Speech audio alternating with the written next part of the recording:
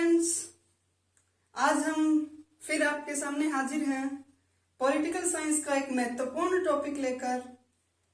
जैसा कि हमने पिछली वीडियोस में देखा था, हमने पिछली वीडियोस में अनुच्छेद पढ़े थे। अनुच्छेद 1 से 22 तक हमने पढ़ लिए थे। चलो थोड़ा सा ओवरव्यू ले लेते हैं उनका, फिर हम आगे कंटिन्यू करेंगे। सबसे पहले हमने संविधान का भाग 1 पढ़ा था। भाग 1 के अंदर अनुच्छेद आते हैं 1 से 4। 1 में बताया गया है भारत राज्यों का संघ है। भारत राज्यों का संघ है, यह अनुच्छेद 1 में बताया गया है। अनुच्छेद 2 में बताया गया है कि भारत के अंदर नए राज्यों का निर्माण किया जा सकता है। अनुच्छेद 3 में हमें यह बताया गया है कि राज्यों के नाम और उनके एरिया यानी क्षेत्र में बदलाव किया जा सकता है। उसके बाद अनुच्छेद 4 में बताया गया है कि अनुच्छेद 2 और 3 में जो जो बदलाव होंगे वो संविधान का संशोधन नहीं कहलाएंगे। ये हमने भाग 1 था जिसके अंदर 1 से 4 अनुच्छेद आते हैं। भाग 2 के अंदर अनुच्छेद आते हैं 5 से 12। इसके अंदर हमने नागरिकता का टॉपिक पढ़ा था।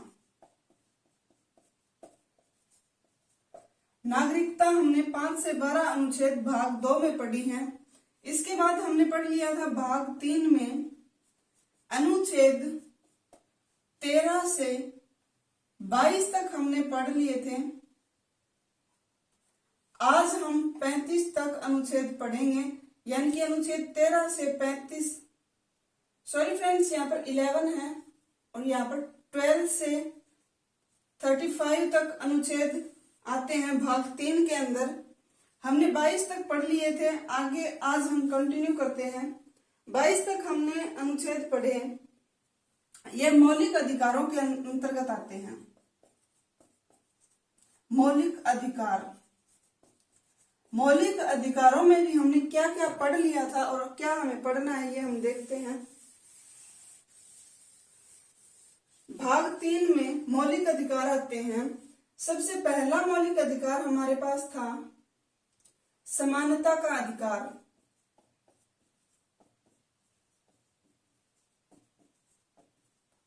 जो आता है हमारे पास आर्टिकल 14 से 18 तक। सेकंड आता है स्वतंत्रता का अधिकार।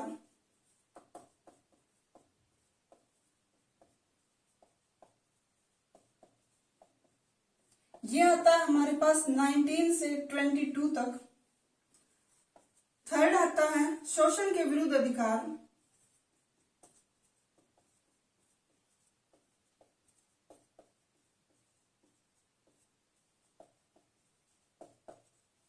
शोषण के विरुद्ध अधिकार हमारे पास 23 से 24 अनुच्छेद के अंतर्गत आते हैं।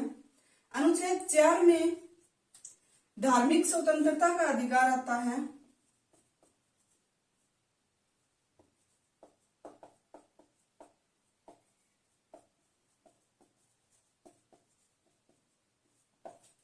इसके अंदर हमारे पास 25 से 28 तक अनुच्छेद आते हैं।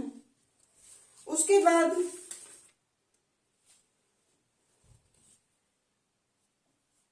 5 में आता है संस्कृति एवं शिक्षा संबंधी अधिकार। संस्कृति व शिक्षा संबंधित अधिकार।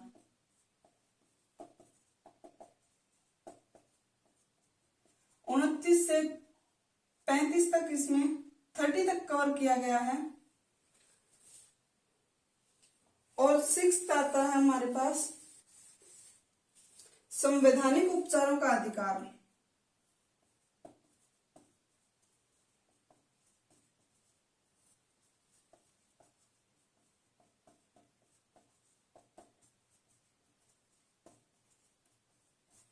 इसमें 31 से 35 तक दिए गए हैं।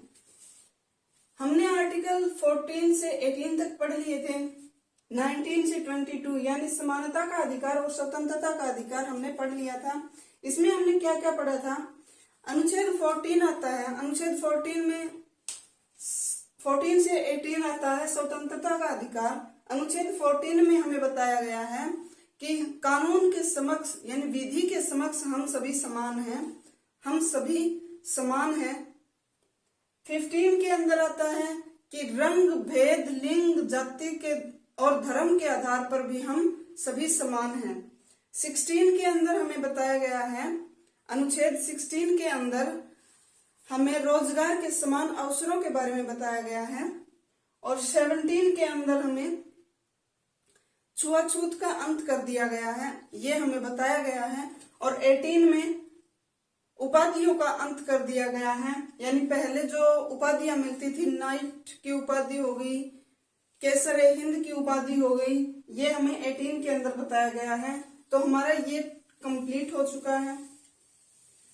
उसके बाद हमने पढ़ा था स्वतंत्रता का अधिकार 19 से 22 तक। स्वतंत्रता का अधिकार 19 में हमने 19 के पार्ट्स पढ़े थे, ABCDEFG तक। 19A में हमें बताया गया है कि अभिव्यक्ति की स्वतंत्रता बताई गई है 19A में। 19B में बताया गया है कि हम बिना किसी हथियार के किसी भी समूह में जा सकते हैं। और 19C में हमें बताया गया है कि हम कोई भी समूह या संघ बना सकते हैं कानून के दायरे में रहकर। 19D में हमें बताया गया है कि हमें आवागमन की स्वतंत्रता है, हम भारत के किसी भी कोने में आवागमन कर सकते हैं। 19E में हमें बताया गया है कि हमें निवास की स्वतंत्रता है, भारत में हम कहीं भी निवास कर सकते हैं।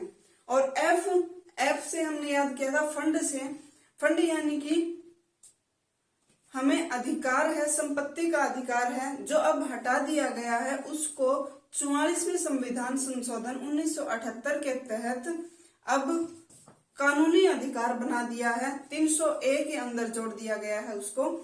उसके बाद था 19 का पार्ट G, हमें जो मन में आए वो हम रोजगार कर सकते हैं, ये था पार्ट 19।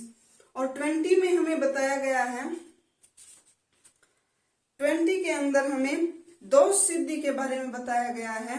दोष सिद्धि में क्या है, एक अपराध के लिए हमें एक सजा मिलेगी। यदि किसी ने कोई अपराध किया है तो उस अपराध की उसको सिर्फ एक सजा मिलेगी। दूसरा हमें बताया गया है कि सजा उसको तत्कालीन कानूनों के हिसाब से मिलेगी, यानी कि जिस टाइम पर अपराध हुआ है उस टाइम पर जो भी कानून था उस कानून के हिसाब से उसको सजा मिलेगी। तीसरा हमें ये बताया गया है कि जो अपराधी हैं या जिसको गिरफ्तार किया गया है वो उसको खुद के खिलाफ गवाही देने के लिए बाध्य नहीं किया जाएगा। उसके बाद आता है हमारे पास अनुच्छेद 21। अनुच्छेद 21 में हमें जीवन जीने का अधिकार दिया गया है, यानी कि हमसे कोई भी हमारे जीवन जीने का अधिकार को नहीं छीन सकता। उसके बाद है 21A अनुच्छेद भी इसमें जोड़ा गया है। संविधान संशोधन हुआ था 86वां 2002 के अंदर, इसमें जोड़ा गया है कि 6 से 14 वर्ष के बच्चों के लिए निःशुल्क और अनिवार्य शिक्षा दी जाएगी। उसके बाद आता है हमारे पास अनुच्छेद 22। इसके अंदर गिरफ्तारी और निरोध का संरक्षण प्रदान किया गया है, यानी कि अगर किसी भी व्यक्ति को गिरफ्तार किया जाता है तो उसको गिरफ्तारी की वजह बतानी होगी। दूसरा ये बताया गया है इसमें कि अगर किसी भी व्यक्ति को गिरफ्तार किया गया है तो गिरफ्तार व्यक्ति को अपनी पसंद के वकील से सलाह करने की पूरी छूट दी गई है। और तीसरी बात है कि उसको 24 घंटे के अंदर उच्चतम यानी दंडाधिकारी के सामने प्रस्तुत करना होगा। इतना हमने पिछली वीडियोस में देख लिया था। आज हम पढ़ेंगे तीसरा, शोषण के विरुद्ध अधिकार, अनुच्छेद 23 और 24, और आगे के आज हम डिस्कस करेंगे।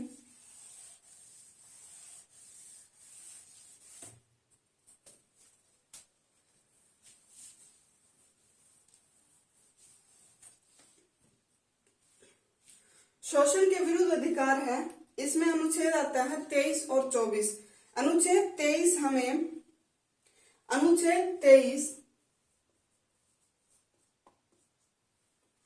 अनुच्छेद 23 के अंतर्गत दुर्व्यापार और बलात् श्रम पर रोक लगाई गई है।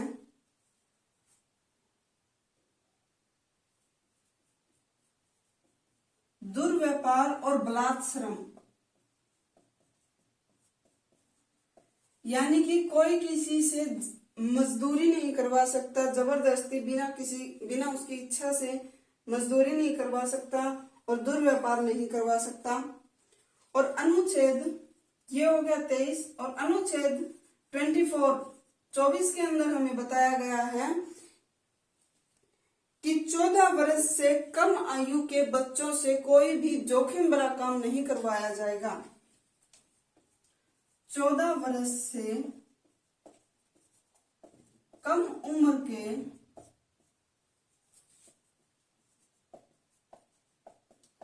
बच्चों से जोखिम भरा कार्य नहीं करवाया जाएगा।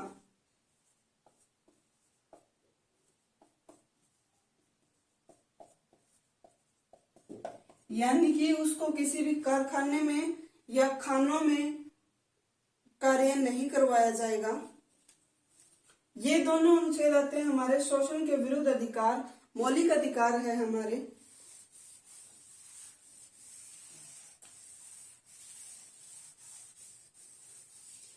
उसके बाद आता है 25 से 28 धार्मिक स्वतंत्रता का अधिकार।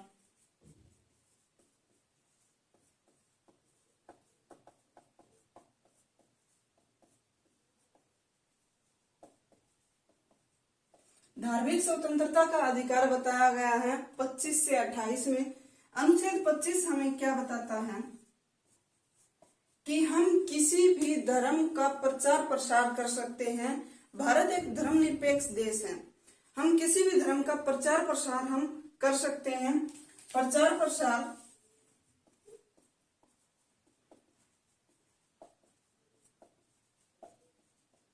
किसी भी धर्म का हम प्रचार प्रसार कर सकते हैं, यानी कि हम किसी भी धर्म को मान सकते हैं। अनुच्छेद 26 के अंदर हमें बताया गया है हम किसी भी धर्म से पैसा कमा सकते हैं, संपत्ति अर्जित कर सकते हैं।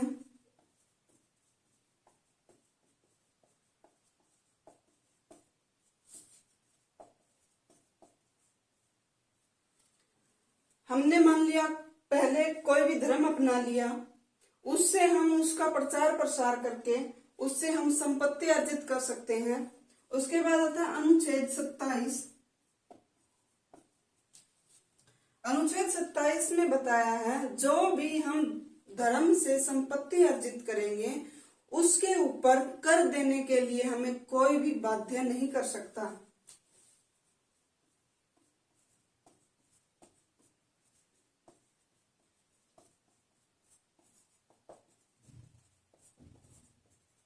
अगर हमारा मन है तो हम कर दे सकते हैं, अगर नहीं देना चाहते तो भी हमें कोई बाध्य नहीं कर सकता। ये हमें अनुच्छेद 27 बताता है। अनुच्छेद 28 में हमें बताया गया है कि शिक्षण संस्थान में किसी भी प्रकार की धार्मिक शिक्षा नहीं दी जाएगी।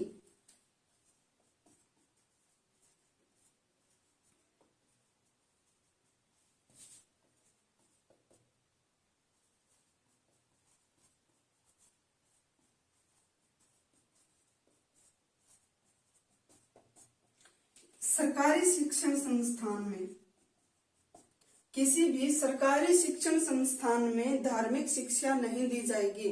यानी कि धार्मिक स्वतंत्रता का अधिकार आता है, ये मौलिक अधिकार है जो अनुच्छेद 25 से 28 के अंतर्गत आता है। इसमें हमें 4 अनुच्छेद दिए गए हैं। सबसे पहले धार्मिक स्वतंत्रता आता है, यानी धर्म से रिलेटेड होगा। और 25 अनुच्छेद हमें बताता है कि हम किसी भी धर्म का प्रचार प्रसार कर सकते हैं।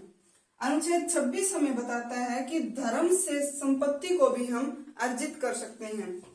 अनुच्छेद 27 में बताया गया है कि हमें कर देने के लिए कोई बाध्य नहीं कर सकता। अनुच्छेद 28 में बताया गया है कि सरकारी शिक्षण संस्थान में धार्मिक शिक्षा नहीं दी जाएगी। उसके बाद हमारे पास आता है संस्कृति और शिक्षा संबंधी अधिकार।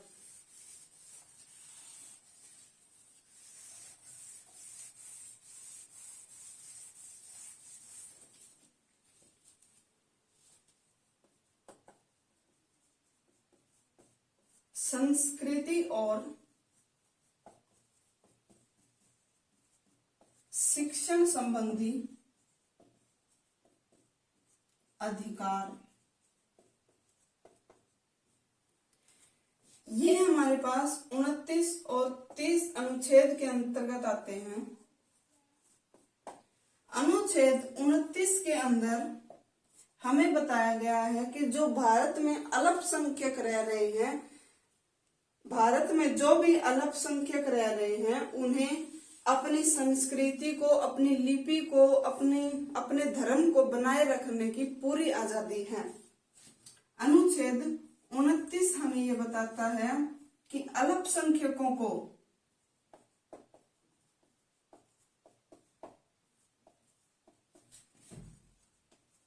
धर्म, संस्कृति और लिपि को बनाए रखने का पूरा अधिकार है। अनुच्छेद 30 के अंदर हमें ये बताया गया है कि जो भी अल्पसंख्यक भारत में रह रहे हैं, उन्हें शिक्षण संस्थान में कोई भी रुकावट नहीं होगी। सरकारी शिक्षण संस्थान में कोई दिक्कत नहीं आएगी। उनको शिक्षण संस्थान में जाने से रोका नहीं जाएगा, यानी शिक्षा की व्यवस्था।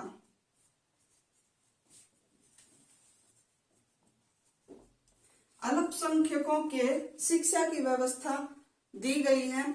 उनको किसी भी सरकारी शिक्षण संस्थान में जाने से नहीं रोका जाएगा, यानी कि संस्कृति और शिक्षण संबंधी अधिकार। इसमें अनुच्छेद 29 में अपनी संस्कृति, लिपि और धर्म को बनाए रख सकते हैं, और शिक्षण संबंधी यानी कि 30 में हमें बताया गया है कि वो उन्हें किसी भी सरकारी शिक्षण संस्थान में जाने से नहीं रोका जाएगा।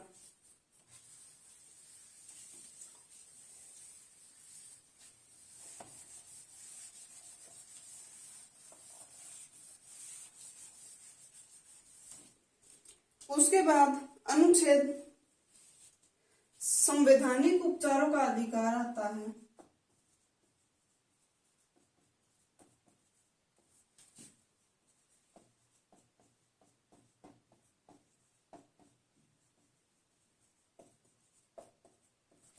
ये हम अनुच्छेद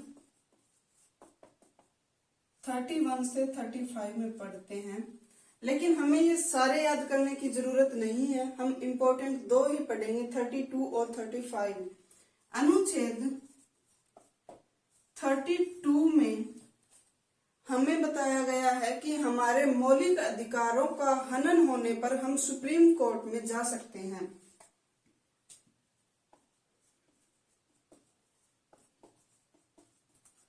अनुच्छेद 32 में हमें बताया गया है कि मौलिक अधिकार हमारे पास है 19 अनुच्छेद से 35 अनुच्छेद तक। इनका हनन होने पर हम सुप्रीम कोर्ट में जा सकते हैं, और इस अनुच्छेद को डॉक्टर भीमराव अंबेडकर ने संविधान की हृदय और आत्मा कहा। भीमराव अंबेडकर ने इस अनुच्छेद को हृदय और आत्मा बताया है। संविधान का हृदय और आत्मा कौन सा अनुच्छेद है?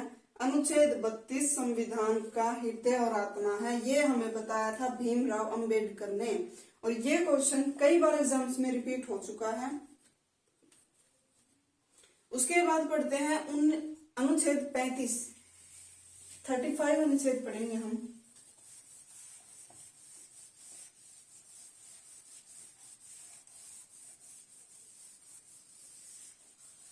अनुच्छेद 35 के अनुसार कुछ रीटें जारी करती है सरकार, जिसको हम पढ़ेंगे। सबसे पहली रीट है बंदी प्रत्यक्षीकरण।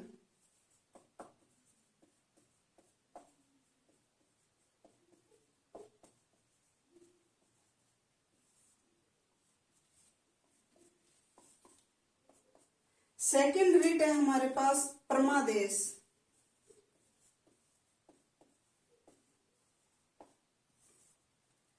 थर्ड रीट आती है हमारे पास प्रतिषेध।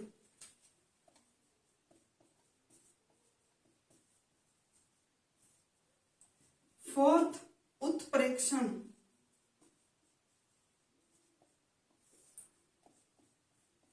और पांचवी रीट है अधिकार परीक्षा।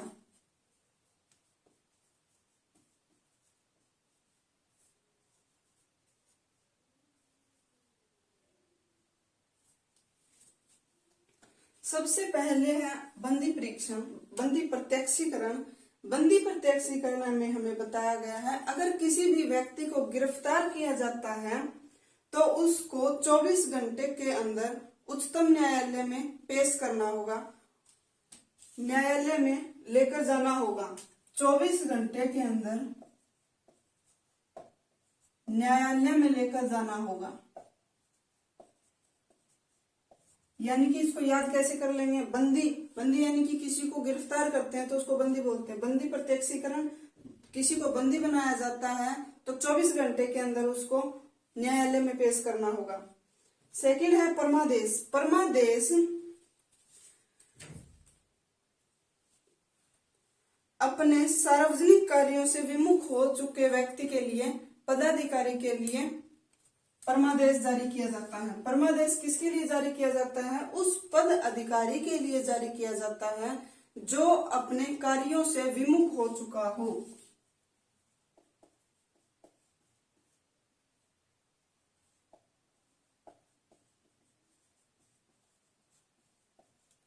अगर कोई पदाधिकारी अपने कार्यों से विमुख हो चुका हो तो उससे उच्च अधिकारी परमादेश जारी करता है उस पद अधिकारी के विरुद्ध। प्रतिषेध, प्रतिषेध में क्या बताया गया है? कोई भी व्यक्ति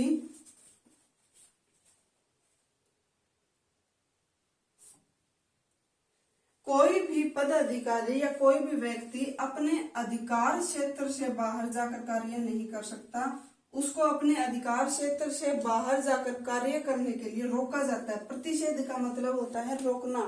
तो अपने अधिकार क्षेत्र से बाहर जाकर कार्य करने से रोका जाता है।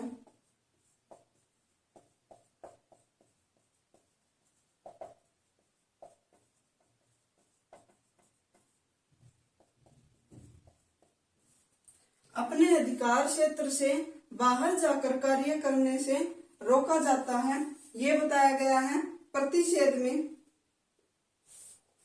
उत्प्रेक्षण में क्या बताया गया है? उत्प्रेक्षण के अंदर बताया गया है उच्चतम न्यायालय अपने अधीनस्थ न्यायालय को उत्प्रेक्षण जारी करता है कि आपके पास जितने भी लंबित मुकदमे हैं वो उच्चतम न्यायालय के पास भेजो।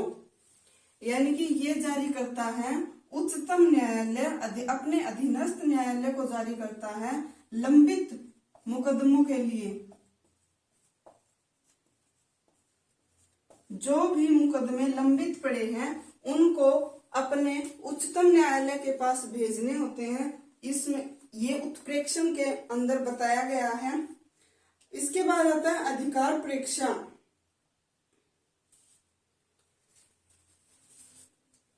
अधिकार परीक्षा में हमें बताया गया है कि कोई भी व्यक्ति, कोई भी पदाधिकारी अपने अधिकार को छोड़कर दूसरों का कार्य नहीं करेंगे।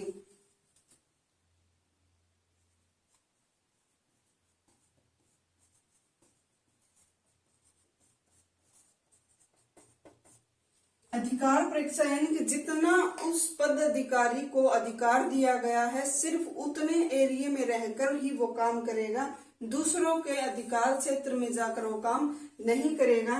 ये बात हमें बताई। ये पांचों रीटें हैं, ये सब रीटें अनुच्छेद 35 के अंतर्गत दी गई हैं।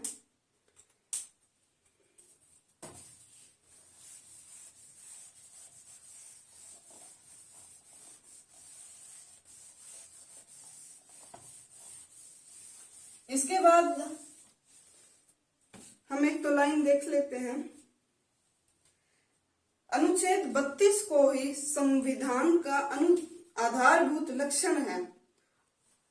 भारतीय संविधान का आधारभूत लक्षण क्या है? अनुच्छेद 32, यानी अनुच्छेद 32 को ही भीमराव अंबेडकर ने आत्मा और हृदय बताया था। ये हो गए हमारे पास मौलिक अधिकार। 12 से 35 हमने मौलिक अधिकार पढ़ लिए। एक क्वेश्चन हमेशा पूछा जाता है कि मौलिक अधिकारों को कब निलंबित किया जा सकता है। आपातकाल की स्थिति में मौलिक अधिकारों को निलंबित किया जा सकता है। सिर्फ 2 मौलिक अधिकार हैं जिनको निलंबित नहीं किया जा सकता। 2 अनुच्छेद हैं जिनको निलंबित नहीं किया जा सकता।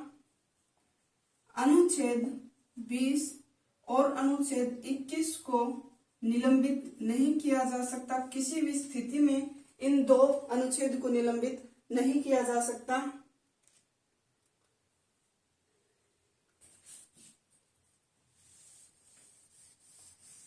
ये क्वेश्चन कई बार पूछा गया है। अभी कौन से अनुच्छेद हैं जिनको निलंबित नहीं किया जा सकता? तो अनुच्छेद 20 और 21 हैं जिनको निलंबित नहीं किया जा सकता। 20 के अंदर दोष सिद्धि के विरुद्ध अधिकार हैं, जिसके अंदर बताया गया है कि कोई भी किसी भी व्यक्ति को अपने विरुद्ध गवाही देने के लिए बाध्य नहीं किया जाएगा। दूसरी बात बताई गई है कि उसको 24 घंटे के अंदर उच्चतम दंडाधिकारी के पास पेश करना होगा।